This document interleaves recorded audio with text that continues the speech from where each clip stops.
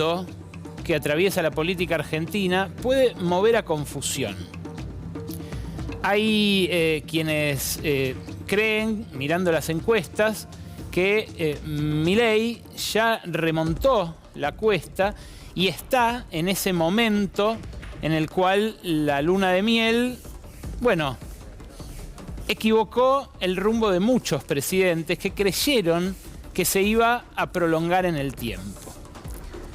Las encuestas cantan que es el mejor momento del presidente, que es un momento en el cual además se revirtió la pérdida de imagen positiva que había tenido a mitad de año, a caballo de lo más duro de la crisis, pero es algo que sirve relativizar mirando la letra chica de las mismas encuestas.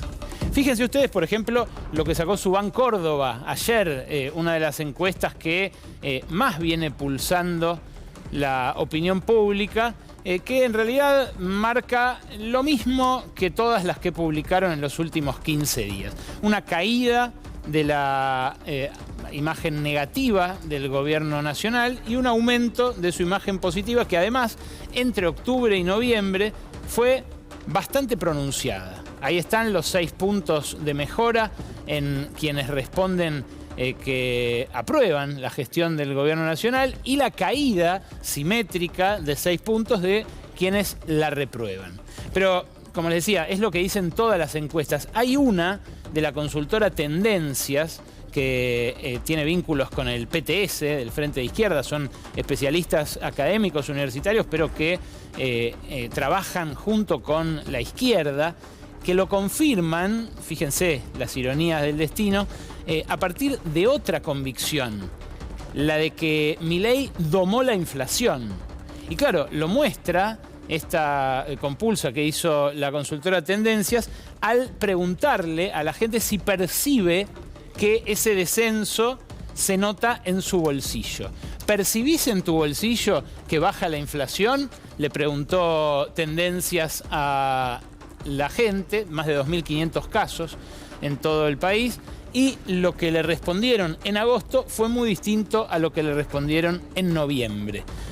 Aumentó del 21 al 30 la cantidad de gente que dice que sí, que ya se nota en su bolsillo, que mejoró la situación, y se redujo en 3 puntos la proporción de gente que dice está empeorando. Ahora, el índice de aprobación o la percepción sobre la inflación, que es la gran promesa de Milei, bajarla y a caballo de la cual se monta para contestar todo lo demás, todas las desventajas que tuvo su programa para hacer bajar la inflación, luego del fogonazo inicial que él mismo indujo para licuar los salarios de la mayoría de la población, no indican necesariamente que haya una adhesión al corpus general de ideas de La Libertad Avanza. No indican que haya tampoco un acompañamiento al reseteo social y económico que propone el gobierno con su modelo de ancla cambiaria y ancla de salario justamente para combatir la inflación.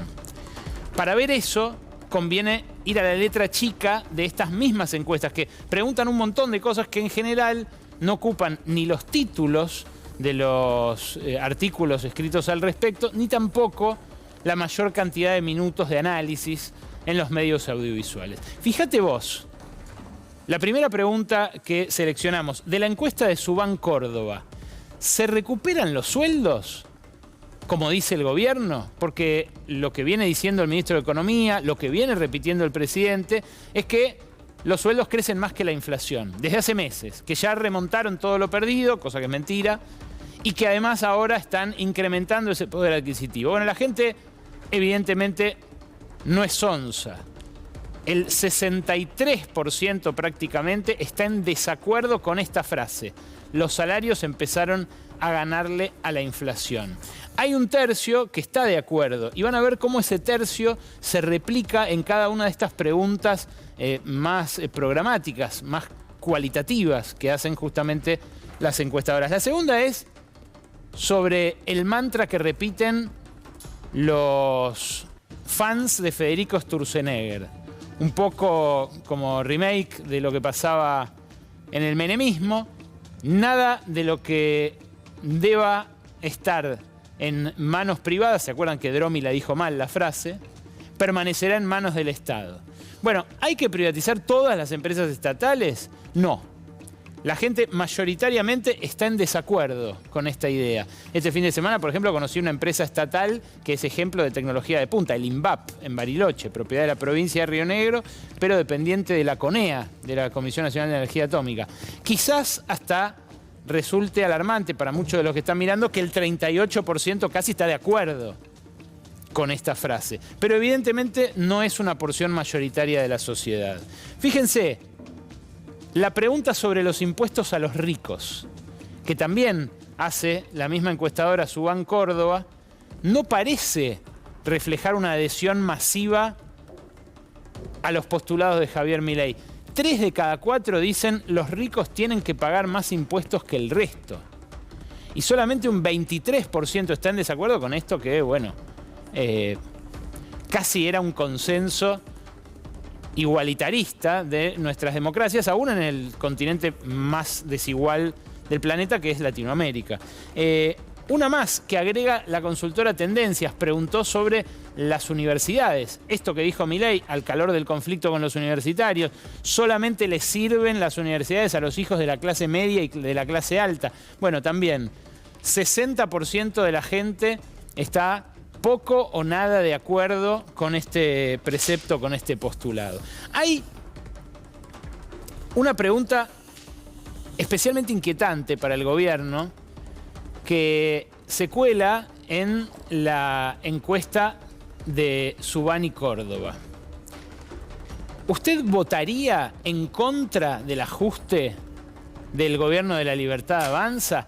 ¿Votaría para ponerle un límite al ajuste de Milei? Bueno, acá es donde empieza a ponerse interesante y a ponerse electoral también la pregunta. Es donde empieza a aparecer la sospecha que muchos albergan en el establishment político de que no es que Milei está ganando, no es que tiene su mejor momento, sino que no tiene nada enfrente. Esa intención de ponerle un límite a Milei hoy no tiene quien la corporice, quien la represente. La CGT, que estalló en 1000 pedazos en el medio de negociaciones para que no le saquen la recaudación a los sindicalistas de las cajas que manejan las obras sociales, los propios sindicatos. La salida de Pablo Moyano de allí en medio de tensiones con su propio padre en Camioneros. La interna eterna del peronismo. Hoy viene Lucía Isikoff en un ratito a hablar del pacto Cristina-Milei. ¿Existe tal pacto? ¿Existe lo que denuncian los macristas? ¿Hasta qué punto hay canales subterráneos que unen a uno y otro campamento? Bueno, son preguntas que exponen esa crisis. Pero esta respuesta, evidentemente, pone en tela de juicio esa aprobación que aumenta y esa desaprobación que cae. Porque claro, eso se da, si esto fuera un experimento de atmósfera controlada, en un contexto en el cual falta el otro jugador, faltan las negras en el ajedrez, ¿no? Bueno, es lo que está ocurriendo. Ahora, este ajuste agrede todas las semanas, todos los días, diría yo, a un sector distinto. Y quienes podrían aglutinarse detrás de este límite, quienes podrían buscar quien lo corporice, son cada vez más. Hoy, por ejemplo, le pregunté al jefe del PAMI en la primera mitad del gobierno de Macri por este recorte a la cobertura de medicamentos para los jubilados. Escuché lo que respondió. Por supuesto que el riesgo está en que ahora aplicando estas medidas se prive del beneficio de medicamentos subsidiados a alguien que lo necesita. Y lo que no puede faltar es que a un paciente, que a un jubilado le falte el remedio que necesita. Nosotros cuando hicimos algo parecido en el PAMI, lo que pusimos es un botón rojo que ante la mínima duda inmediatamente el funcionario tenía la obligación de primero dar el beneficio y eventualmente después hacer las evaluaciones. Claro. Hasta el macrismo tenía un botón rojo que en este tipo de casos establecía un freno.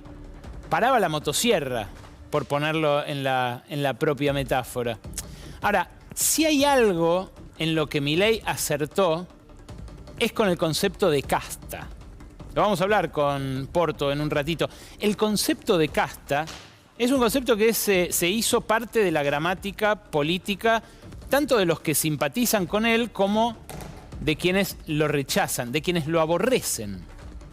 Claro, es una noción que pasó a formar parte del lenguaje cotidiano en las propias bases de la sociedad, también en la discusión entre intelectuales o entre los más informados de la política, pero porque hace eco de una desconfianza atávica en los argentinos, que viene de hace muchísimo tiempo, en las instituciones y en las corporaciones que animaron históricamente la política argentina. Así como todo lo que fuera autoridad de algo en 2001 estaba en cuestión, ahora vuelve a estarlo. De alguna manera es la vuelta de aquel 2001. En cuotas, porque no hay un estallido, el estallido con el que sueñan muchos de los enemigos de Milei.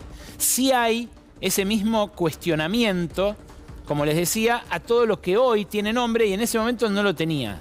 El nombre es muy preciso, pero ¿quién es la casta?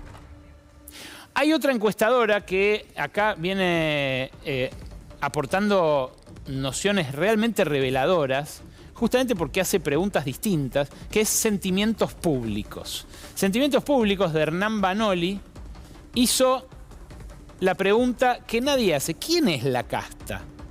Bueno, 7 de cada 10 argentinos, está muy chiquito así que se los voy a leer, creen que la casta son las altas esferas del poder.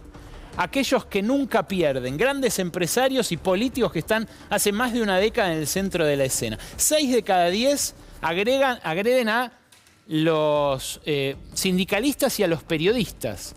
La casta, de la palabra sería, o del ruido, de la calle. Hay, claro, una mitad, 48%, que señala a los políticos de cualquier partido. Esto pasaba mucho en los 90, antes de que se produjera el 2001. Y solamente un 20% dijo que son todos menos los de La Libertad Avanza. 1 de cada 5. ¿Por qué es importante esta pregunta? Bueno, porque Milei, que le puso nombre, creó un Frankenstein que se le puede volver en contra. Hay otra pregunta, la siguiente, cantada a esta, que hizo el propio Banoli con Sentimientos Públicos, que es: ¿Milei es de la casta o no? Y ahí, fíjense la respuesta, porque creo es tan reveladora como la de quienes podrían hacer un voto defensivo el año que viene si encontraran a quién. Para casi el 60% de la población, Milei ya es parte de la casta o está a punto de convertirse en parte de la misma. Solamente ese núcleo, 1 de cada 3, lo que antes veíamos en los que quieren privatizar todo, en los que no quieren que los ricos paguen impuestos, en que creen que los sueldos le están ganando la inflación, esos están convencidos de que Milei está combatiendo la casta. Pero no es la mitad, es mucho menos. Hay una minoría que considera que no es útil el concepto, pero fíjense qué minoritario que es eso.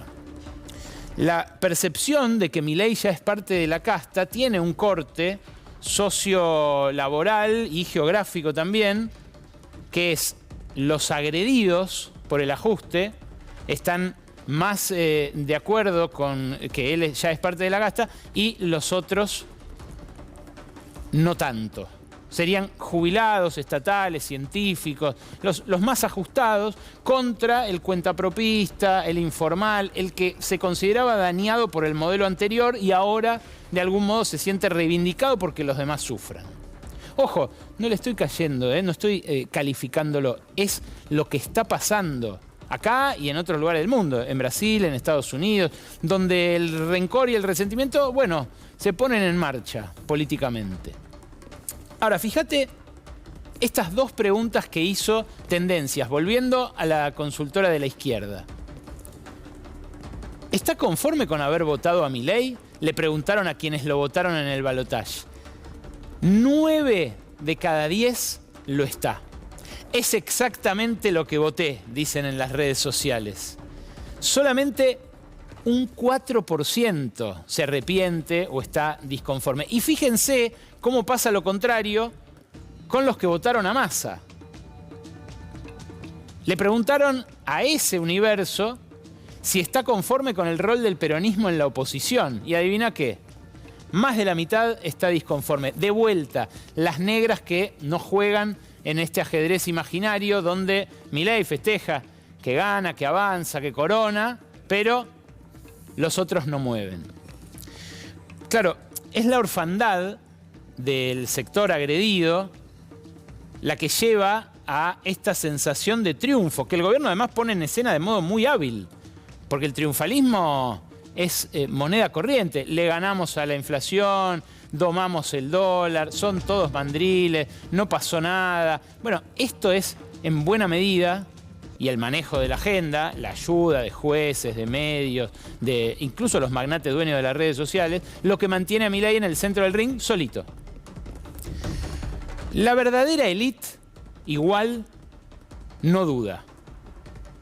Hoy pasé la mañana en un encuentro de petroleros, de empresarios del sector hidrocarburífero y de mineros. Era el Energy Day que organizó Econojournal, una prestigiosa publicación del sector que dirige Nicolás Gandini. Ahí escuché al dueño de Camusi Gas, una distribuidora de gas que de Buenos Aires hacia el sur le brinda servicio a varias provincias. Es uno de los empresarios más importantes del sector energético. Y escuchá de qué manera habla del proceso actual. Me sorprendió que el gobierno tomara las medidas que tomó en abril de los incrementos tarifarios, que fueron los que nunca pensamos que iban a ocurrir a esta velocidad y que finalmente dan una previsibilidad. Y enfrentar con otro montón de cuestiones que tenemos que resolver en nuestro sector, pero que creo que muy pronto estaremos teniendo unas compañías, todas las licenciatarias van a estar con mucha expectativa de que las cosas funcionan. Tenemos que resolver las cuestiones puntuales, pero esto que parecía imposible, que era tener una tarifa razonable, está ocurriendo. Está ocurriendo, dice McFarlane. Ni les muestro lo que después desplegó José Luis Manzano, también muy elogioso respecto de la marcha del gobierno. Un cachitito más del dueño de Camusi, que en esto ya se aventura la política. Escuchá. En esa botonera tuya que hace un año tenías todo en rojo, hoy tenés alguna cosa en verde, una cosa en amarilla. ¿Hay algún rojo que te siga preocupando mucho? No, yo creo que estamos trabajando todos con un lineamiento general. No tenemos diferencias sustanciales en nada. Estamos avanzando para el lado correcto. Estamos avanzando en el sentido correcto. Claro, el rumbo lo tienen claro para los negocios quienes lo llevan adelante. La pregunta es, ¿a qué costo se está dando esto que satisface tanto a los dueños del gran capital? La discusión es la misma de siempre, pero lo que sorprende a ese círculo rojo, a esa élite, es la tolerancia social al ajuste. Nos dijeron que iba a volar todo por el aire y no pasó nada, decían hoy los empresarios en esta reunión que, insisto, congregó a lo más dinámico en este momento del capitalismo argentino, que es ese sector, la energía, lo que rodea Vaca Muerta, toda la infraestructura que parte desde allí y que además tiene grandes anuncios de inversión. Hoy se sumó una petrolera británica al emprendimiento que ya tiene Pan American Energy para exportar en barcos parte de ese gas de Vaca Muerta de acá a unos 5 años. Claro, el populismo siempre identificó a un ellos, un nosotros y un ellos. Todos los teóricos del populismo abrevan en ese clivaje. Lo que aparece ahora es una ideología de la concentración del ingreso que Milei está llevando a límites que nunca se habían visto en Argentina. Claro, para justificar una transferencia de tal magnitud en los ingresos y en la riqueza desde la mayoría de la población hacia un sector que está ganando muchísimo dinero, tiene que haber también mucha ideología. Y esa ideología es una especie de populismo magnate. Los empresarios son héroes, ustedes son los que tienen que ganar plata y no le tienen que dar explicaciones a nadie. Bueno, un poco lo que encarna también Elon Musk en Estados Unidos. Ese heroísmo del empresario que supuestamente hace todo solo y que va para adelante contra viento y marea, contra el Estado, es la ideología de moda, la que se está tratando de instalar y que se está auspiciando con dinero fuerte aquí en la Argentina. Claro, la que descubrió que en realidad no es tan así es la que aparece al lado de Elon Musk, Mariana Mazzucato. Mariana Mazzucato, la economista favorita del Papa, una economista que además viene influyendo mucho en la discusión internacional, en el G7 desde Gran Bretaña, viene impulsando la tributación progresiva, viene impulsando que justamente se frenen en algo a estos magnates. Bueno, lo que dice Mariana Mazzucato es: nada de lo que inventó Elon Musk es suyo, está el Estado.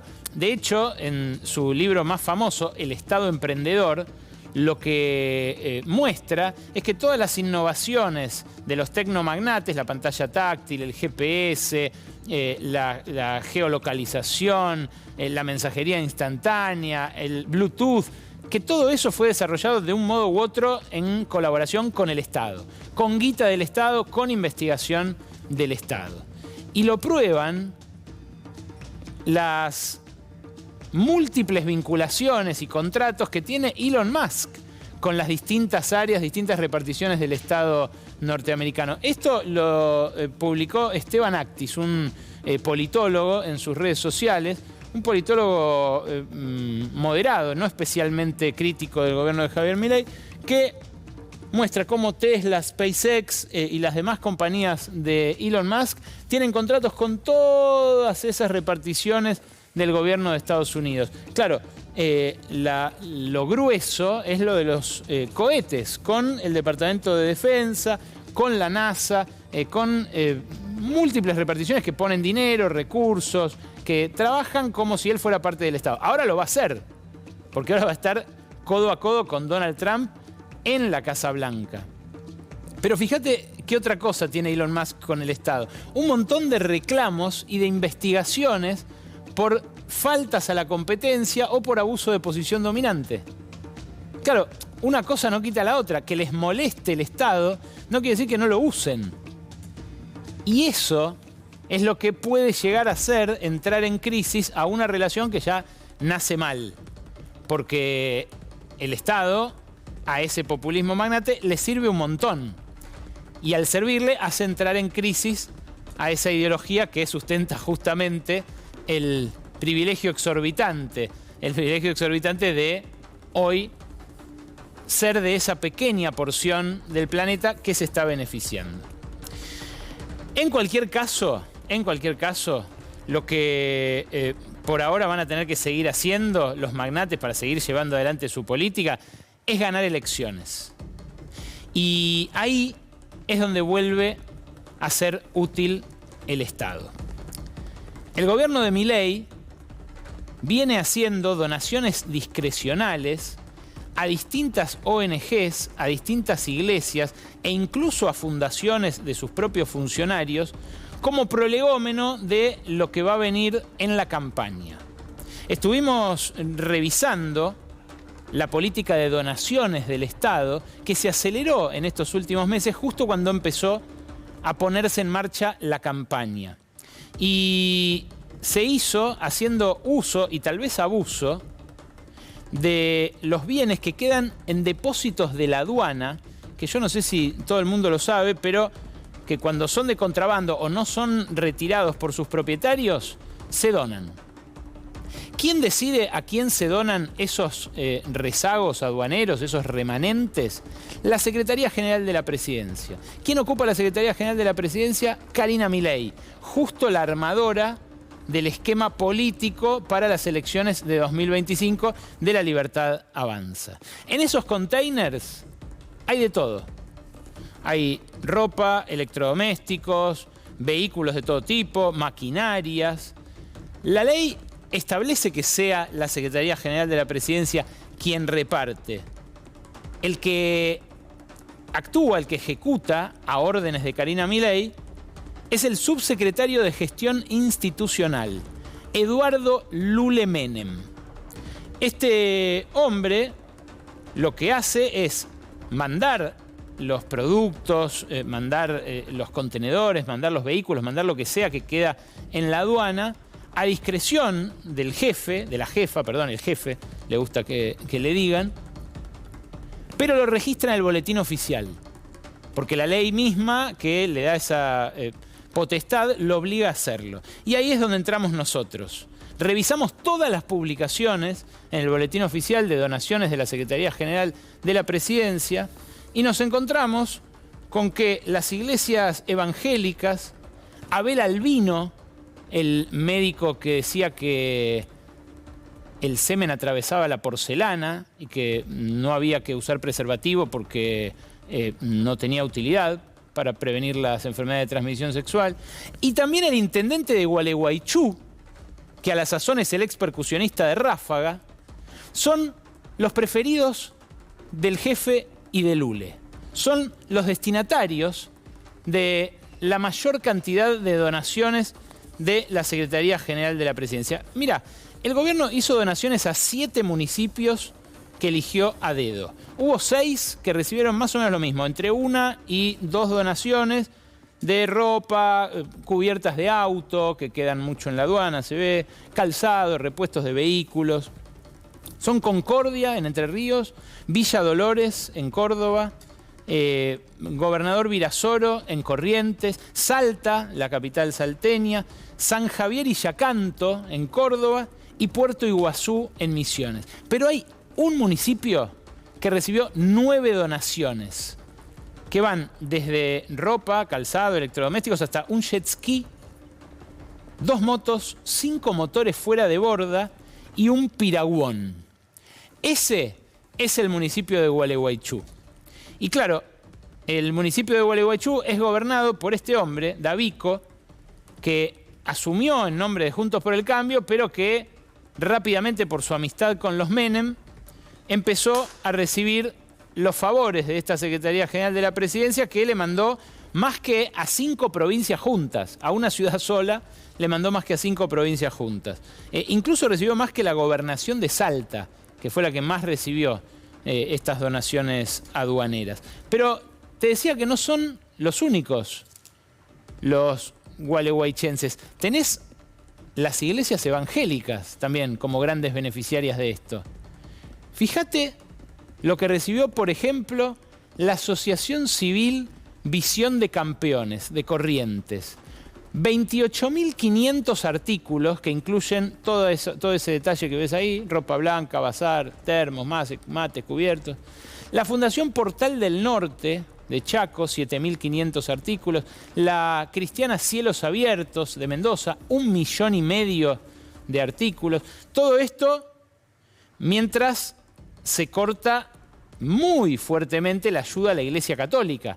Es un gran contraste el que hay entre los movimientos evangélicos y la Iglesia Católica. Hay que seguir de cerca el rol que van a jugar en la campaña, porque ahí también hay una interna. Victoria Villarruel no es lo mismo que Milei, y cada quien, dentro del amplio espectro de la derecha, tiene sus adherentes y sus referentes. ¿Quién más? Bueno, la última que nos llamó la atención, para ya entrar en las entrevistas, es la del Instituto de Estudios Estratégicos en Seguridad. El Instituto de Estudios Estratégicos en Seguridad es un instituto que nació como usina de políticas públicas allá creo que por 2006, 2007, de Patricia Bullrich. Recibió ropa blanca, camperas, zapatillas, medias y 30 teléfonos celulares.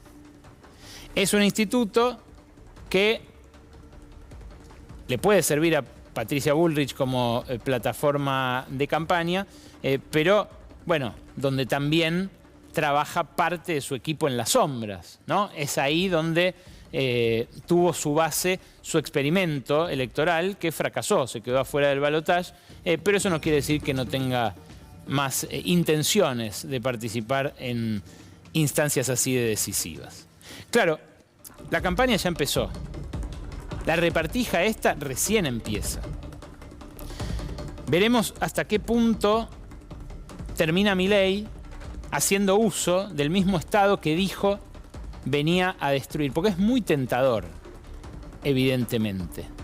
Si lo hace, por supuesto, tendrá a su disposición un arma de mucho mayor calibre que los demás contendientes, pero también de algún modo estará confirmando eso que sospechan los que le respondieron a sentimientos públicos, 6 de cada 10, que Milei ya es de la casta, o que está a esto de integrarse completamente a ella.